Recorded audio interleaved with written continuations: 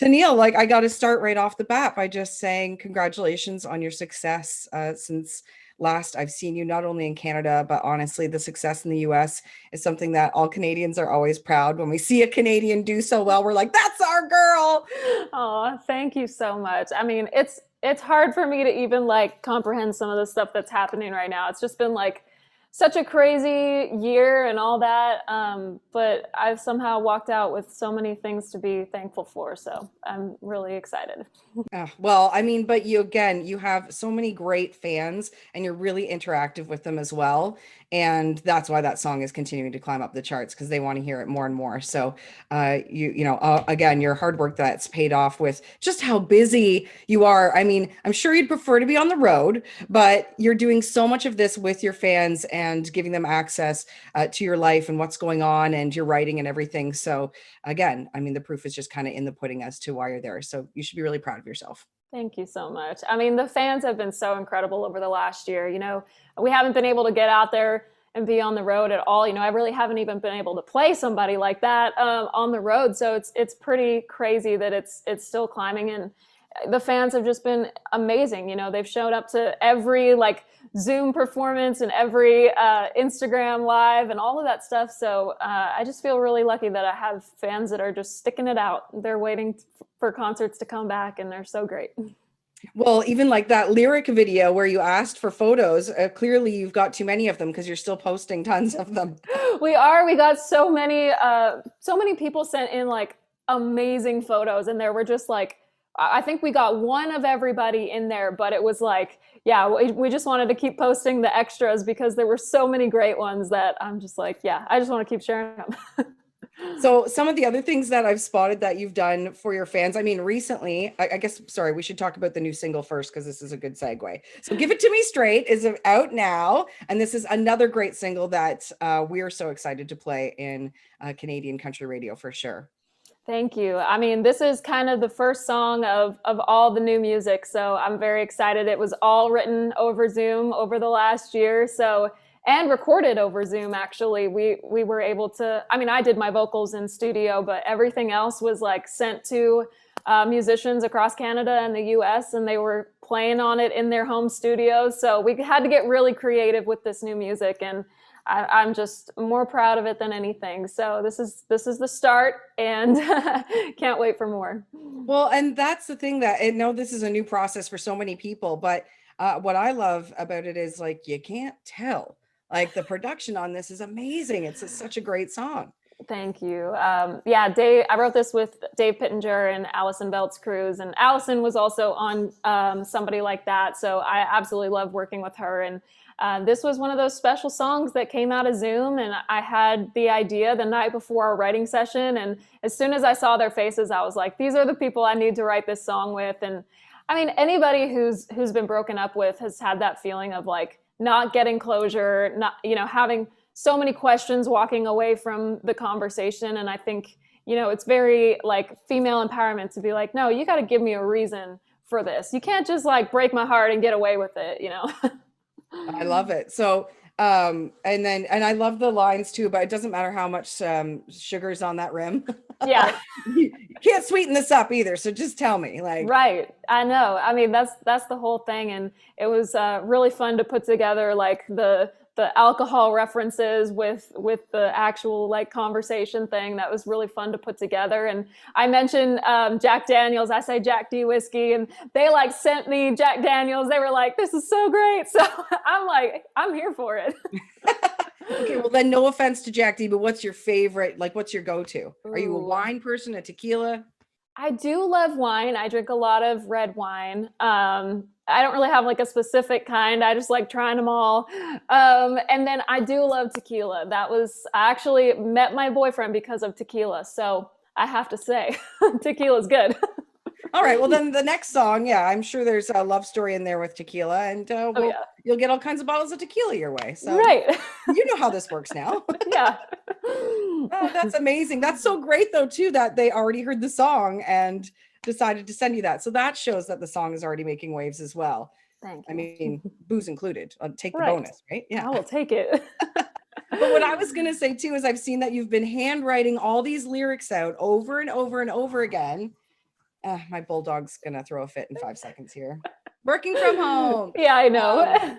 But you've been handwriting these lyrics over and over and over again for your fans. And I'm wondering, how many have you done so far?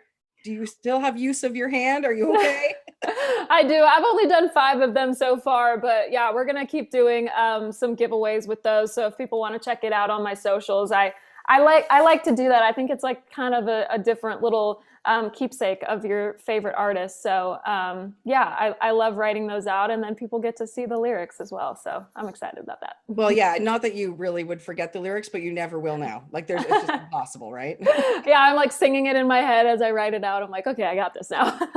But this is what I love. You're very crafty. Was it, now I don't want to get it wrong because I know you have many guitars and you like to name them after birds, but I feel like it was flamingo that you decorated with like you bedazzled. I did, yeah. Over quarantine, we named her Flamingo. I put like almost 9,000 crystals on, and they were Swarovski crystals. I like literally made a huge error, a huge mistake, thinking like, oh, it's only going to take like, maybe 1,000. It won't be that much. And then once I got started, I was like, oh, dang, I am in for it now.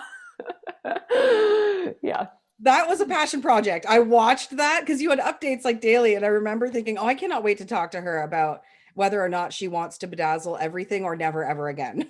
Yeah. I mean, I ended up doing a fan guitar, a giveaway on TikTok. And like that one, I was a little smarter. I used different crystals. I got them a little bit bigger than the ones that I used on, on my guitar. But yeah, still a long process. Like you get started and it's like every single individual crystal. Like I think I'm slightly insane, but yeah. Turned out okay. I was gonna say, but it could be also a method of meditation, right? Like you're so it's true. Focused. Yep. I mean, I pour a glass of wine, I put on The Office, and I just bedazzle away. Amazing. Oh, I love it. Is The Office your favorite show? Is that one that you leaned on throughout quarantine? Oh yeah, I love The Office. I love Friends. I like just rewatching things, especially when I'm like working or whatever. I like to just have something on in the background that's familiar. But also during quarantine, I watched Game of Thrones for the first time, which I did not expect to like that show. I was totally against it. My boyfriend's like, you have to try it. And then I was hooked. And then I was obsessed with Jon Snow. And yeah, I'll never go back now. Yeah. Yeah, that's the way that one goes. My husband has still not watched it yet, but I know that if I get him into it, but but we also had some Office binges. We've watched it 1,000 times. So the dinner at Jan's house is my favorite episode. Oh my gosh, that is so funny. What is it? What's the candle company? Something by Jan. Yeah, I can't. It's best. Yeah, it's just the best episode. They're just so awkward, and I love watching them all cringe. It's so great. Yeah. Good times. Also, again, you have been so busy through this, which is so great. Recently playing at the Opry. Was that the 3rd time you've done that?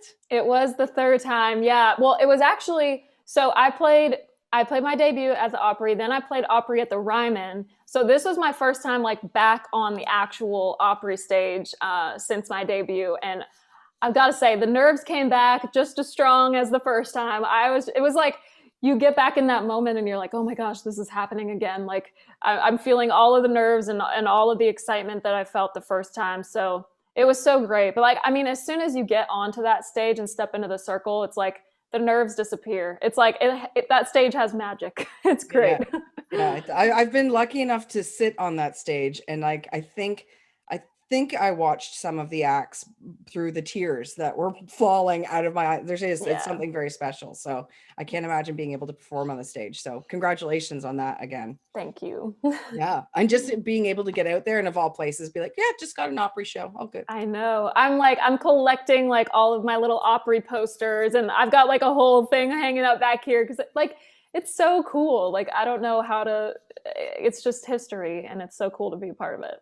I have a whole bunch of hatch print posters that I still have to get in frames in this new place. It's like they're all rolled up and they're ready to go. I'm like, I just gotta get to Michael's. Yes, I know, Michael's. That's where it's at. Yep. So a couple kind of just random questions I wanted to ask you because we haven't had a chance to catch up in so long. First of all, I was curious, growing up, if you had any other bands that you performed with or you were in before you were a solo act. I have pretty much always been a solo act, but I did my first like experience in Nashville. I was actually in a duo, and a lot of people like don't know that, but it was kind of like Maddie and Tay right before Maddie and Tay came out, and it was really cool. I mean, we were signed and everything. It was happening, but just like creatively wasn't quite right. So we went our separate ways, and I continued solo. So yeah, that's really my only experience being in a band or a duo or whatever. But yeah, kudos to people that can do that. Did you go with just your names, or did you have a fun name as a duo? No, we were just our names. It was Okay. just the two, kind of just like Maddie and Tay. Yeah. Yeah, yeah. Yeah. Well, we've all talked about how cool your name is. And I remember that was one of the first things that you were like, yes, my parents really named me this. Yes, this is my real name. Thank you very much. Yeah. If you've got that name, you're not going to change it. So that makes perfect sense. Thank you. One of the other questions I've been asking people is when this is all over and the first big bash happens, whether it's out at the bar or it's at somebody's house and the karaoke machine rolls out, what's your go-to karaoke song? I am like this is it for me. Like anytime I sing karaoke, it has to be Goodbye Earl, the Chicks. That's it. Yes. And the chorus, I'm sure everybody joins in. Oh yeah, like I actually went downtown like way before the pandemic. Actually, the night I met my boyfriend, I went and sang karaoke after that, and we sang. It was me and my two other girlfriends, so we were like straight up like the Chicks, and sang the entire song, and it felt so good. I can't wait to get back to that. That's awesome. Again, I'm sure there's all kinds of other things that I wanted to talk to you about, but I'm sure you've got 100 of these today. So thank you so much for your time. And again, just congratulations on all the success and everything that's going on in your world. You're very deserving, and we're so proud of you here in Canada. Oh, thank you so much. I hope next time we do one of these, I can come and see you in person and give you a big hug once this pandemic is over. Yeah, shots on me, girl. Let's do this. I love it. Let's go. Maybe I'll just get some more Jack Daniels and bring it up to you. Yeah, sure, that works. Okay, thank you so much again for your time. And just genuinely, you should be so proud of everything you're doing. So congrats. Thank you so much. I appreciate it.